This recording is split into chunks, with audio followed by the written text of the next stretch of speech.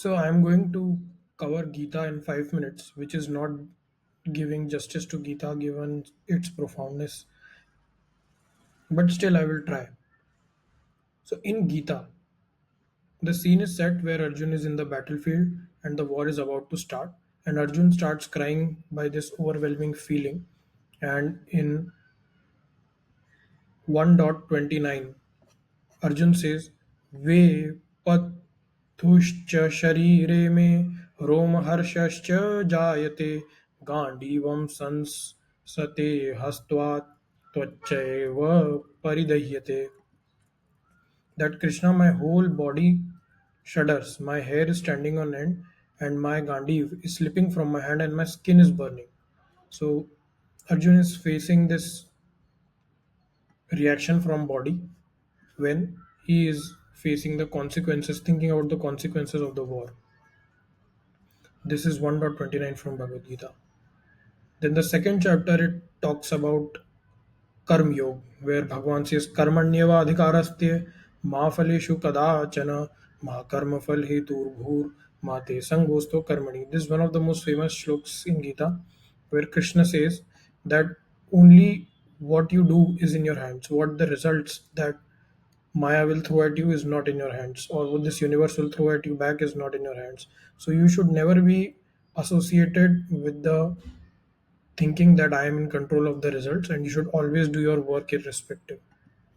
Third chapter is Karma Yoga, where Bhagwan teaches about how to do work. So one of the favorite shlok in chapter 3 of Bhagavad Gita is कर्मेन्द्रियाणि संयम्य या अस्ति मनसा स्मरन् इंद्रियार्थान् विमूढ़ात्मा मिथ्याचारस्य उच्यते.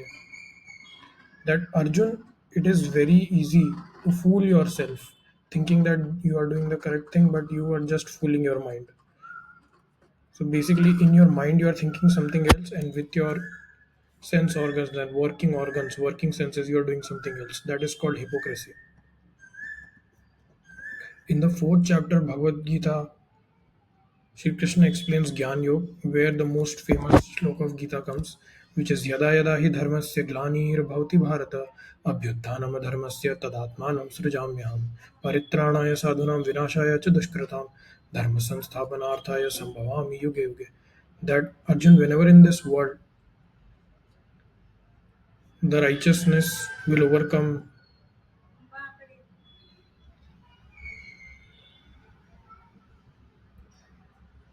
that wherever in this world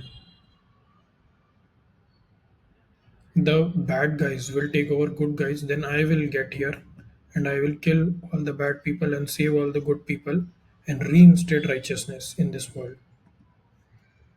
In the fifth chapter, it is more about goal setting, where the God says, Tadbudhyas tadatmanas tannishthas tatparayana gacchantya punaravrityam jnana nirdhuta kalmasha.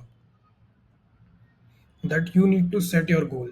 You need to set your goal in your self, in your intelligence, in your mind, and make it your full conviction and the ultimate goal. And only then you will reach the goal without coming back once your mind is purified with the pure knowledge. Sixth chapter is one of my favorite chapters, although all chapters are my favorite in Gita. But there is one very profound slok. The sixth chapter is very full of very profound sloks, but this is also one of the most profound, where Bhagavan says, Uddhared atmanam natmanam avasadayet atmeva hi atmano bandhuratmeva ripuratmanam. That, O Arjun, upgrade yourself using yourself. Do not degrade yourself using yourself, because you are your best friend and you are your worst enemy. In Gita, there is a one very famous thing that people tell about Gita, that what have you come in this world with and what will you take away. So that is basically taken from 7.23 of Bhagavad Gita, where Bhagavan says, Antavattu phalam tesham tadbhavati alpamedasam devan devaya jo yanti madbhakta yanti mamapi. That foolish are those people who knowing that everything that you will get in this world, including this body or any money or any fame, has an end date. Antavat, it has an end date. And yet they are running after that because their intelligence is less, their memory is less. So you can ask people or devs who will give you this stuff and then you will reach them. But if you become my bhakt and follow me, then you will reach me. Eighth chapter is also very profound, and here the law of manifestation comes, where Bhagavan says, Yam yam vapi smaran bhavam tyajatyante kalevaram tam tameveti kaunteya sada tad bhava bhavita. If whatever you think again and again, that comes into reality. This is, I think there are many books on this law of manifestation, manifesting something, positive affirmation, through enforcement. All of that is based on this.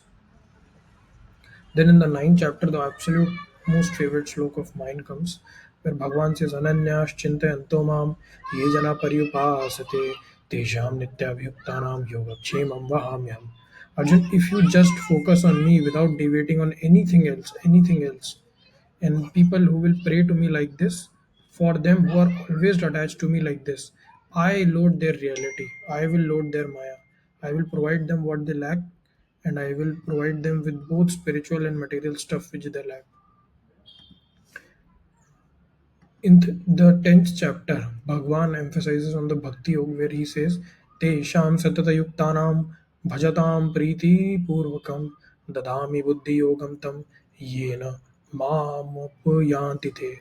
That the people who do my bhakti with love, to them I give buddhi yoga. So although Bhagwan explains buddhi yoga from kind of the second chapter to the sixth chapter, but Bhagavan says that even that buddhi to understand, read Gita and to understand it, that only I can give to the people who pray to me.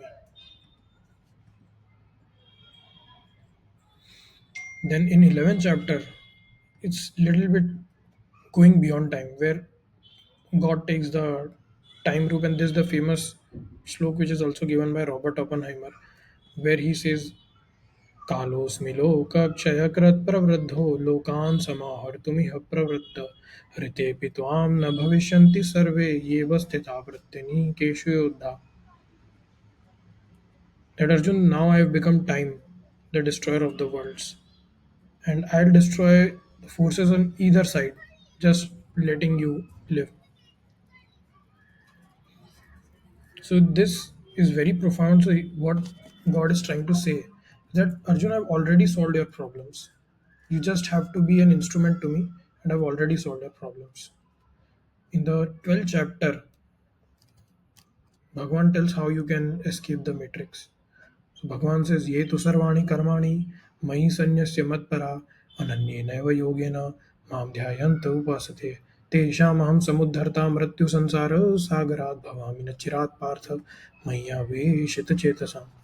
That Arjun, if you do each and everything for me, and assuming me to be the biggest goal, and only think about me, then I will pull you out of this matrix very quickly.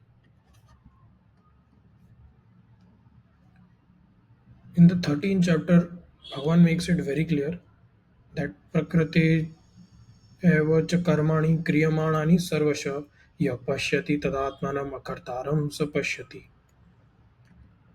That Arjun, the Prakriti, the matrix or the Maya, that is doing everything that you think, that everything that is happening.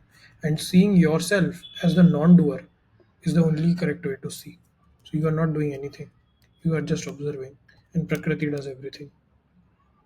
That's same as saying you are not the body, you're not even the mind, you're not the intelligence, you're nothing but an observer. Everything is just happening. In the 14th chapter, Bhagavan says, Urdhvam gachanti sattvastha madhyam tishtanti rajasa jaganya gunavratyastha adho gachanti tamasa. So in the three guns of Maya, the people who mostly stay in Sattva gun, they rise upwards out of Maya, trying to go out of Maya. In the middle stays the people who are in the mode of Rajas, and the people who are in Tamas, they keep on going downwards in the matrix. 15th chapter is again one of my most favorite chapters. In this, Bhagwan explains this Maya as the matrix, literally the matrix.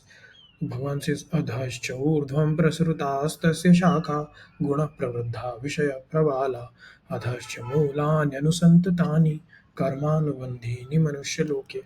That Arjun, this world is like a matrix which has no end and no starting, and the the gunas, they are the soil for it, and all the objects that you see, they are the buds which are coming out of this tree. This world is like an inverted tree where everything is an illusion, and the base of this tree is unknown, and this is what propels you to do work in this.